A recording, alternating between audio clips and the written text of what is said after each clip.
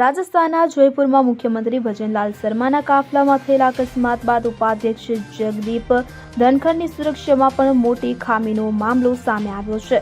Airport પરત ફરતી વખતે ગેસ સિલિન્ડરોથી ભરેલી ટ્રક અચાનક ઉપરાષ્ટ્રપતિના કાફલામાં ઘૂસી ગઈ હતી અને ટ્રક કાફલા સાથે આગળ વધતી રહી કે જેને જોઈને ટ્રાફિક પોલીસવાળા પણ આશ્ચર્યચકિત થઈ ગયા। ટ્રાફિક પોલીસ કર્મીએ પણ ટ્રકને રોકવાનો પ્રયાસ કર્યો હતો, પરંતુ ત્યાં સુધીમાં કાફલો તેજ ગતિએ ત્યાંથી પસાર થયો હતો। જો કે સદનસીબે કોઈ પણ પ્રકારનો અકસ્માત સર્જાયો નહોતો।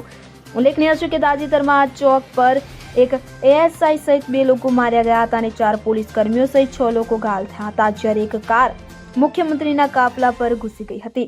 આ ઘટના બુધવારે સાંજે 4:10 આસપાસ બની હતી કે જ્યારે ઉપાધ્યક્ષ જગદીપ ધનખડ, લઘુ ઉદ્યોગ ભારતીયના સોહનસિંહ સ્મૃતિ કૌશલ્ય વિકાસ કેન્દ્રના ઉદ્ઘાટન કાર્યક્રમ બાદ એરપોર્ટ પરત ફરી રહ્યા હતા, ત્યારે જ કાફલો સીતાપુરથી જગતપુરાના અક્ષયપાત્ર સર્કલ પાસે આવી રહ્યો હતો। તે દરમિયાન આ સમગ્ર ઘટના બની હતી।